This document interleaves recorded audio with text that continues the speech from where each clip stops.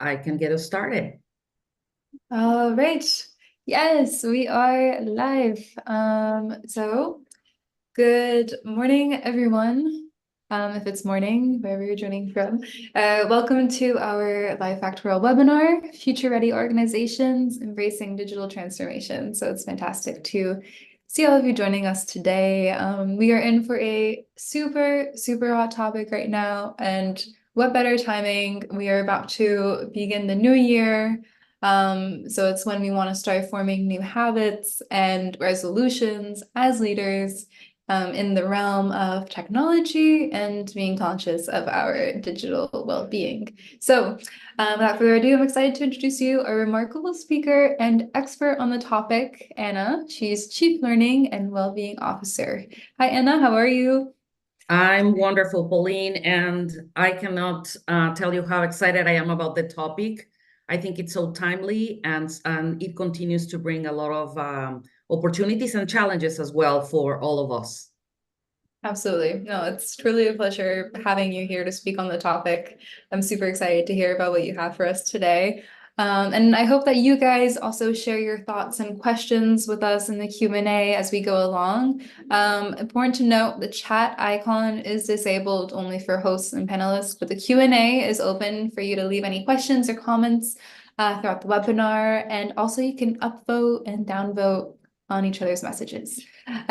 So before we dive in, a little quick introduction about myself. If you don't already know me from prior webinars, I'm Pauline, an HR specialist at Factorial. And if you're curious about streamlining your HR processes from applicant tracking systems, document management, payroll, managing vacations so you don't get bombarded in your email inbox, performance, and more, you can book your 15-minute demo, HR software demo with an expert. The link is in the chat. So let's get into it, and I'll pass it along to you to get started on the topic. Absolutely. Thank you, Pauline. And, as we dive into this topic, this key topic, I would be remiss if I didn't set the stage from certainly the pandemic, right? Because it has it has become a catalyst for step change and certainly speed and certainly depth. Everything around digital transformation is not the same as it was before. So we have to account for that, and having responded to the business continuity demands evidently requires, for both remote and hybrid, not only in office employees, flexibility that now has become the new norm, right? So that is one of the initial thoughts that I wanted to get us started. Then the other piece is this new paradigm as well presents a significant set of new challenges. If I think about traditional models of leadership or management, this is definitely a completely new thing for a lot of people, right? Having to manage or lead people that are maybe in office, hybrid, and remote all at the same time and as efficiently as always without any preparation, right? We have had to learn as we went. So the pandemic exposed as well. So that's on the people side. On the business side, it has also exposed how complex and how fragile, right, our economic system is, right? When they sent all of us or most of us around the globe to be home and not be able to, be our usual selves and behave our usual selves. So this also obviously has created a lot of volatility, uncertainty, and there's a few aspects that I just want to provide as well in terms of why is all of this critical, and why it's creating that perfect storm. So we have, for example, the ESGs, these new environmental, relatively new speaking, these new metrics that organizations have to do with environmental, social, and governance regulations in the EU and in the US. And basically that brings another set of challenges to organizations and certainly transformation that they have to entail. when we think about digital natives, now the majority of the workforce is now Gen X and millennials. That is a difference from what we used to have before, right? From where we were before. And that, of course, brings a lot of opportunities and challenges, right? Let's not forget, and we'll tie this with a nice bow at the end, but we were not prepared or did not prepare our managers and our leaders to be able to manage 4 different generations. It just happened, right? At the same time, of course, now we have this shared combination of machines, equipment, etc., that we co-create and collaborate every single day. The number of hours that we spend in front of our screens, our devices, there's really no separation now between, office and home and personal. It has basically become a blur. So this obviously has created another set of important challenges. We have had issues like the Great Resignation, where we saw millions of people live in a very short period of time, quiet quitting, and other challenges also for organizations to have to deal with. We cannot forget that there is an epidemic of burnout, and some organizations have been addressing this in different forms or ways, but let's not forget that burnout is really that sustained and steady and never goes away level of stress. We, as humans, were not designed to be on a permanent basis stressed. We were designed, I mean, stress is good in the sense that it keeps us ready for doing things like our ancestors, cavemen, if you may, run away from a tiger or run away from a nature challenge, but that took its peak, and then you hid, you save yourself, and that was it. But when you are on a constant basis, what happens is that the levels of cortisol, which is that beat inside ourselves that maintains that stress, never goes away, and it starts to become a toxic thing. So this is not not something to pass along. If you feel you are burnt out, talk to your doctor, talk to someone who's informed, because this is a key piece of success currently. And then we have and rooting back to, sorry to cut you off, but rooting to the burnout and the stress, it's big root is like the job satisfaction that has, this big impact on, turnover intention, absenteeism, job performance. It's equipping the leaders to kind of manage that and know how it affects their employees. Exactly. So all of these are new things. It's not that burnout didn't exist before, it did. Mm. The challenge is that it has become a lot more prevalent. And if you don't manage it, if we don't manage it, if we don't get on top of it, this is gonna hit or start to hit, if not already, in certainly in a multitude of organizations, costs along healthcare, costs along all the good points that you just brought, like absenteeism, productivity, employee engagement, etc. And then, of course, we have another interesting challenge, which is, we have the speed of things happening in the workplace due to technology. Artificial intelligence, has certainly become very, very visible across the globe, and a lot of people are trying to figure it out in their own organizations. By the same token, we're also seeing that there is, just to give a quick stat, for every 3 people that graduate in the UK, one of them is overqualified for jobs. So automatically you start to look at, and that's just obviously one nation. We have our own very interesting stats here in the US, but I thought that was very, very powerful. So what do you do in order not only to get a job, right, that is fitting to your capabilities and your experience, but also what do organizations do to take advantage of that? So we are definitely in a perfect storm moment. There's four areas that I would absolutely like to uh, uh, discuss or talk about that I think are fundamental, and for some reason that one wants to move, is ready to come into the screen, I'm telling you.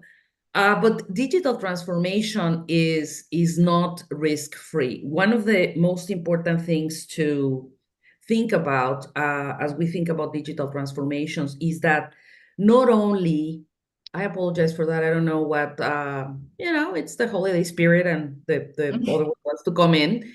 But Yeah. basically, what I want to talk about digital transformation is very specifically that not all organizations report success when they do digital transformations, which is very, very critical. So the investment of time, energy, effort, etc., that goes into executing a digital transformation is huge. And even for organizations that are more advanced or tech driven, if you may, telecom or obviously technology companies, etc., they even report at only a 26% success rate when they do digital transformations, right? And this is from the setup of what a digital transformation is all about. So think about that and the implications for organizations and for the people inside. That is Mm. probably one of the biggest deals. The second bit is we need to keep clear and very, very much in front of us that digital culture matters. It is fundamental when we or our leaders reach out to us in terms of we're going to be doing a digital transformation. I apologize for that. I don't know what's going on with the slides. Hands It's up. what Um, you say matters more. thank you. But very, very important to make sure when we think about culture, we need this famous phrase from Drucker. I believe he's the one who was you know gets that checking his quotes, all of his famous ones, is let's not forget that culture it's strategy for breakfast. So it doesn't really matter what type of strategy you have if you are not doing it correctly, if you're not doing it adequately, if you are not taking care of things, if you don't have a parallel plan on from a culture standpoint on how to incorporate it and implement it with your digital transformation. So that would be the second bit. So there's risks with digital transformation. Digital culture is really fundamental for success. Remember that culture is how we do things here. It's the behaviors that we are able to tolerate and manage in our given organization. The third area is creating a well-being blueprint.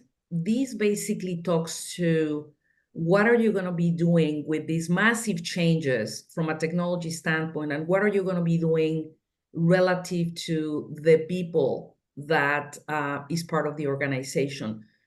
Very many times what I've seen, at least this is my experience and what I find in research, there is a huge challenge to because organizations forget to think about what are the implications of this digital transformation to our employees' well-being, right? We don't necessarily think about that.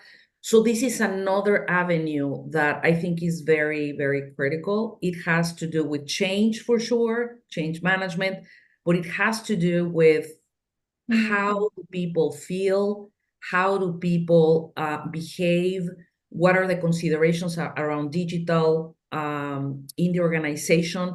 Do we work, if you were my direct report, Pauline, and we don't have a well-being blueprint or plan on how are we going to avoid burning out our people, if Right. we don't expressly define, for example, we are not gonna, I can send you emails over the weekend, that's how I operate, but Mm, you are not tasked with answering on the weekend, yeah.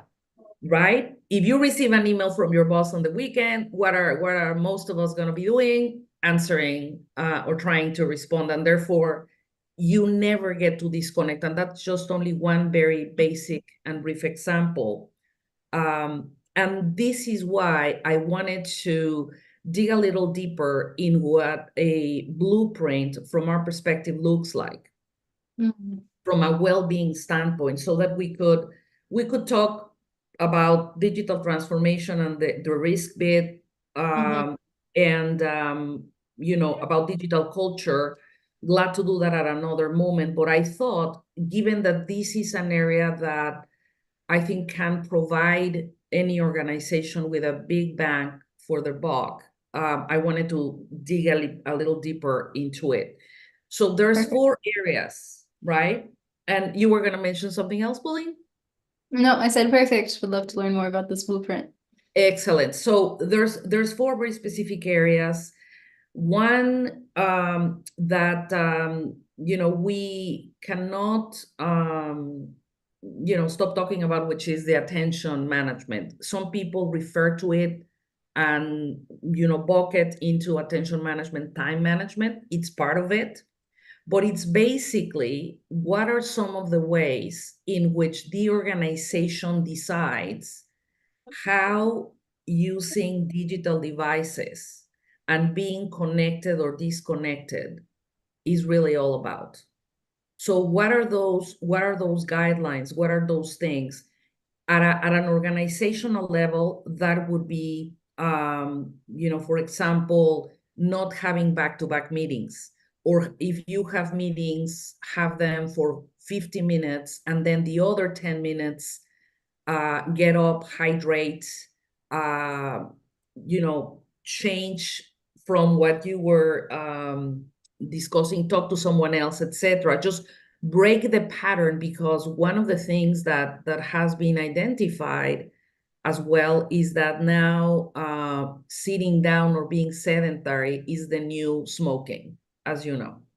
So we Mhm. have to be very, very attentive to attention. Attention is a new currency. So how can the organization help through these blueprints their own employees globally? So give them guidelines, give them things that are specific and clear. And also individually, at home, for example, it's things like not going to sleep with your phone in your hand or with your computer in your lap, Right. having dinner without devices, right? Some of these novel concepts that are not so novel, but very obvious, but that we don't do. We just continue to operate. And you said something at the beginning, which is habits. All of this blueprint will probably challenge a lot of the habits that employees in organizations have. Or if we were looking at this as an individual, it probably would challenge those habits as well, like space management, which will be the second area. And this has to do as well with how are you managing how much interaction you have with others. So we are social beings, it is very, very important that we have that connection and that social aspect. But sometimes when you're all day long behind the screen, that does not substitute by any stretch of the imagination the Mm. face-to-face, the social connection, right? Right. So In a time where we have like the most opportunities to be so close to ever, talk all the time, digitally, it's the human connectedness that is missing. is vital for us. You know, if there was or there is a recommendation for all of us, most of us are going to be taking some time off, maybe visit the family, visit friends. Try and do all of that without any screens present. So enjoy the face-to-face looking at people's eyes live. It's recharging because that allows us to really be social as humans. So hopefully that's an opportunity that all of you listening today will have. And if not, find a way to do it, and insert that as part of your day-to-day, and certainly weekly and monthly and yearly. You will very quickly see, when you don't put things in your calendar, for example, or plan for them, how quickly, oh, wow, that was 6 months ago. Time is really passing very fast. So what are some of those that are key for you? That's a Mhm. good point. And I can totally see, managers or CEOs having that fear that they're not available, or it might be uncomfortable because they're detaching from their day-to-day routine that comes with vacation and, detaching from technology. But Exactly. Exactly. That is correct. This goes to the previous point, Pauline, on digital culture. What are mm, the rules of the game? What are the rules of engagement? I mean, once you decide or define those, share them with the employee base.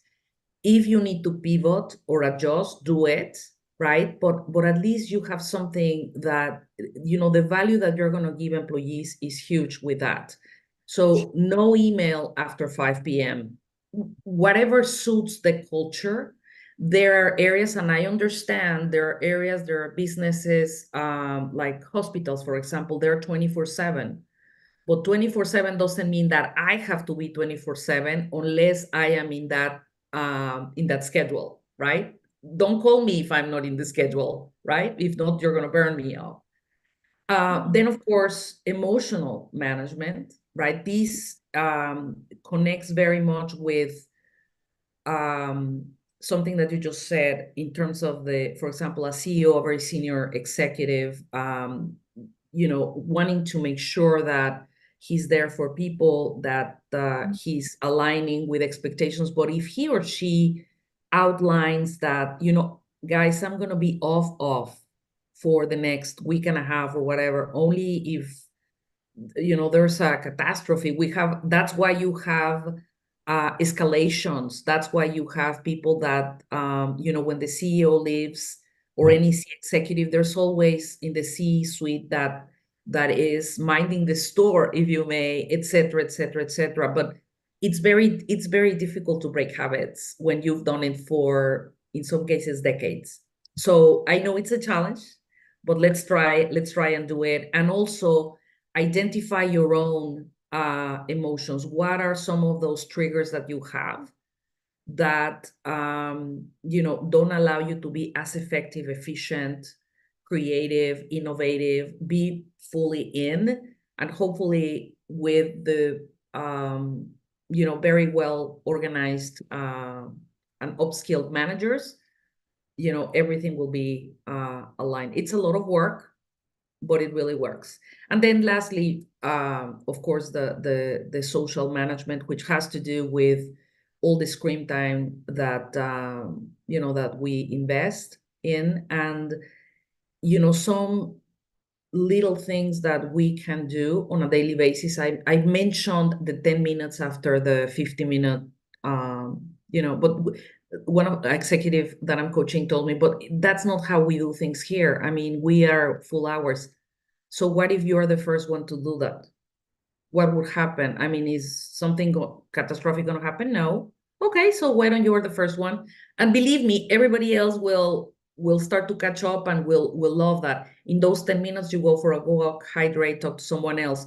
If you can walk in nature, if you have that opportunity, do it. First thing in the morning, walk out and get some sunlight, vitamin D, which is extraordinary for, clearing fogginess and a lot of other things. So these are the 4 areas. And as you can see, Pauline, it can be expanded and extended and, depending on the circumstances of the particular.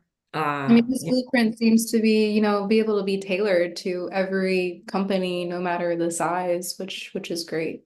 Exactly, exactly. And the thing is as well, that you don't have to change as an organization, 180 degrees. So tremendous changes, because that is probably at the same time, because that's probably why we tend to go back to our old habits, because changes need to be in smaller, in order to be effective and efficient, they need to be in smaller chunks.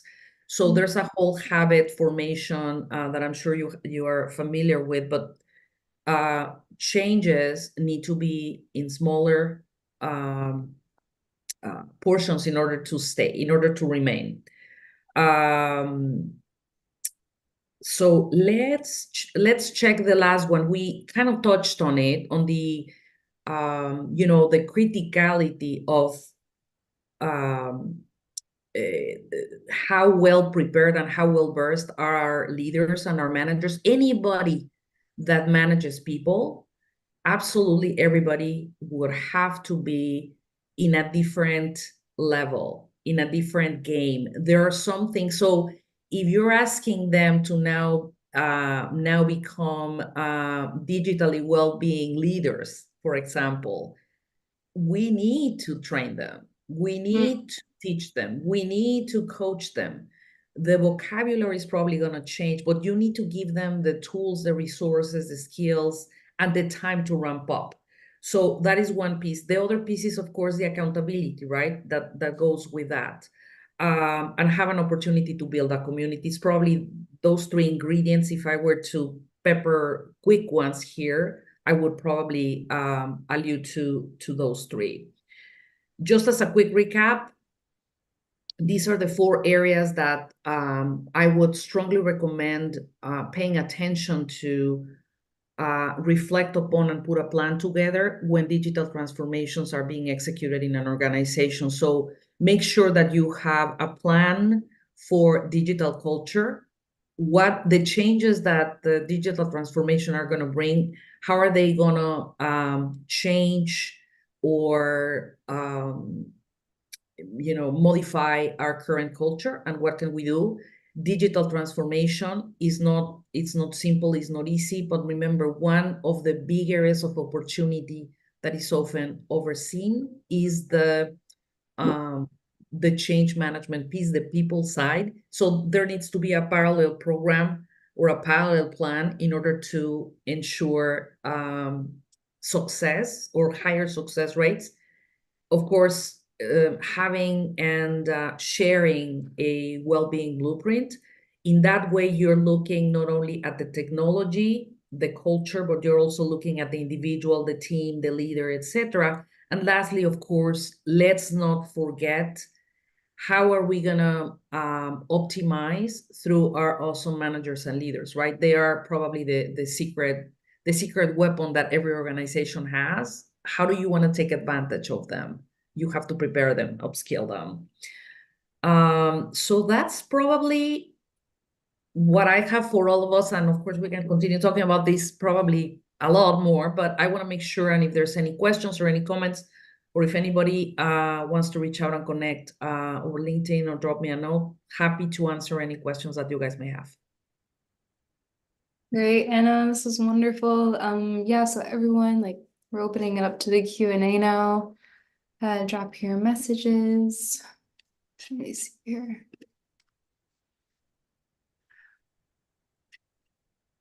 I have a question here. So, you did mention managing different generations in the workplace. It's becoming more necessary as ever.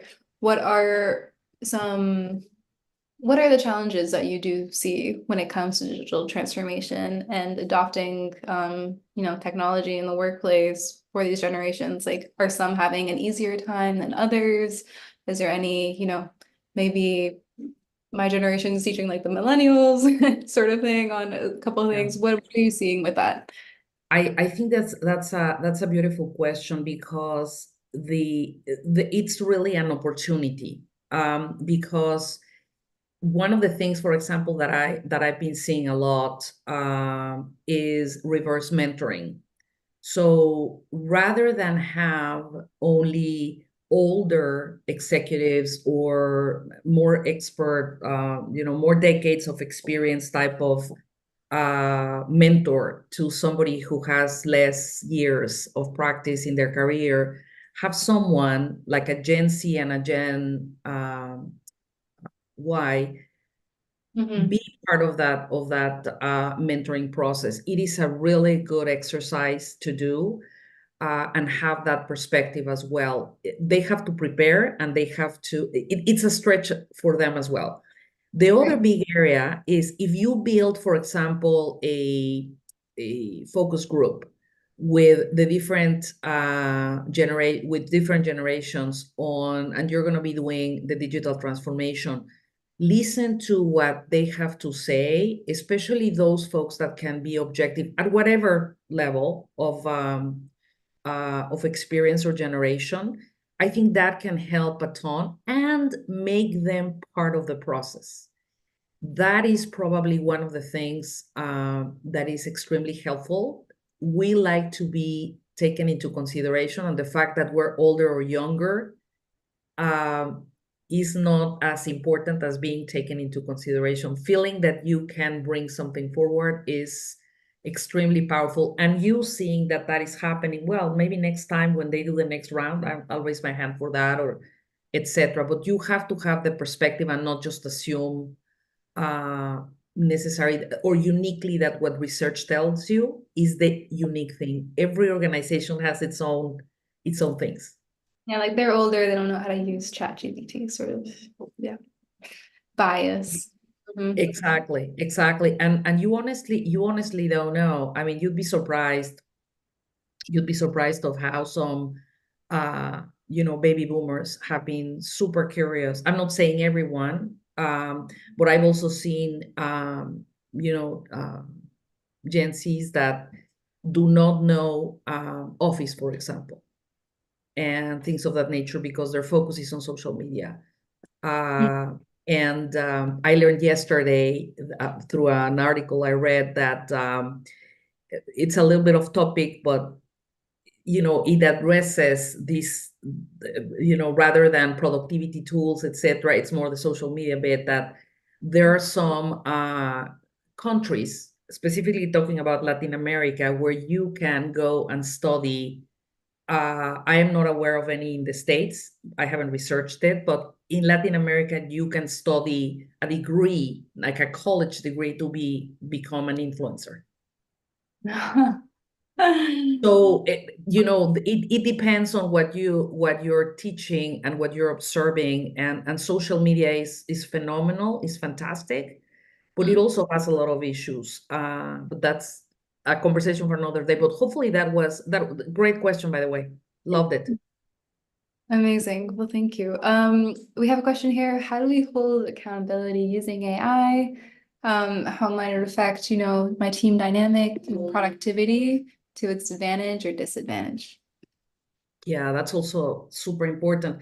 One of the things that I've seen with a couple of clients working really nicely is by asking them, for example, a particular team, and of course, the leader always is the one who administers this process with them, is having an opportunity to do a project that is basically fully AI. So the idea is, how do you, because you have to learn, it's like learning a new tool, because it's a new tool. Artificial intelligence is not intelligent. It's basically what you put in, it's what you get out. So it is a lot more complex than we can imagine at first glance. So we have to be very, very careful on whatever AI or ChatGPT or any one of those tools and resources provide us with, because the information, as we now know, may not be true or precise or even real. So we have to be careful. And that is probably, Pauline, where the real knowledge resides. So what are the references that that particular information brought forward? But the bottom line is, have an opportunity in order to practice AI, to do a project with it. Let's see, let's dissect it, let's look at it. What did we learn? What did we miss? Was it easy? Was it not easy? Everybody talks about the prompting. Well, yes, the prompting is important, but there's also so many tools now that you don't even know. The other bit to that is partner with the either the digital transformation team, if you have one, or IT, so that they can also help you and guide you. So you have like if you were learning something, for example, new in finance, you have somebody from the finance team help you and provide them their perspective. It's like a resident expert or somebody that you can run things by. I've Mhm. seen that work really nicely, and because I anticipate that we're going to be working with AI, whether we like it or not, in some form or fashion, quite quickly. So it's important that we get familiarized with that, in That's the great what you best said, like way. seeking development internally within the company with the resources that you have access to every day. Beyond that, I'm sure, there are like free certifications everywhere, even if you want to Yeah, become an influencer. Yeah, like it's exactly. all out there. Exactly. That's a fantastic point that you bring. Just like in anything, Pauline, AI is the latest trend or the latest thing, but like this, we've seen many others, right? And what I mean by that is, the company or the organization will provide you with some resources, some tools, some opportunities, but in reality, you are in charge of your career. Yeah. So if you want to upskill, right? Mm. If you want to reskill yourself, whether upskilling or reskilling, there's a ton of great opportunities, but don't believe or don't take things at face value, because we're not there yet by any stretch of the imagination regarding AI. So get educated, read, get an expert perspective, and all the good stuff that we've shared today. Love it. Well, this was a lovely chat with you, Anna. Truly appreciate it. Any like final takeaways before we wrap it up here? Uh, Probably, in addition to what I just said, in terms of you are in charge of your own career, and I know it's a rough marketplace Mm. right now. You know, plan what you really want to do. Especially now that we're, starting a year is always a beautiful thing in terms of planning, and what do I really want to do when I grow up, right? What are some of the things that you wanna learn? Put them in the calendar and do them. So act on them career-wise.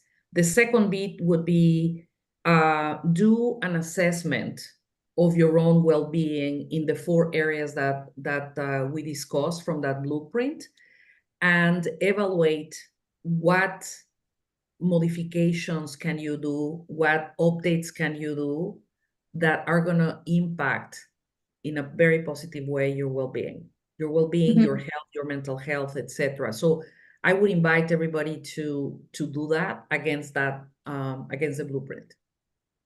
I like that. How, technology you use every day at work, how that translate and how you want that to impact your personal life outside of work. Yeah. Exactly. How many hours a day do you use your phone? I mean, Mm. is it 10 hours? Is it okay? Do you really need it 10 hours, or half of the time is social media, I don't even etc.? want to look at the screen time. I do not. There Yeah. you go. There you go. But like, putting your devices outside the room, just that in itself is going to help your brain a lot. It's going to help you sleep better. And just assess your, how you coexist with your devices, and how that might be impacting, your emotional management, your space management, your social management, and your attention management. So that would be it. Great. Oh, well, thank you again. This was super, super interesting. I will be sure to send you all the webinar recording. Any questions that you guys have that you didn't get a chance to ask, I'm sure Anna would love to answer those. I left her LinkedIn URL in the chat. And yeah, have a great rest of your day and great holidays. And I hope that you are able to disconnect for a little bit and be in the present.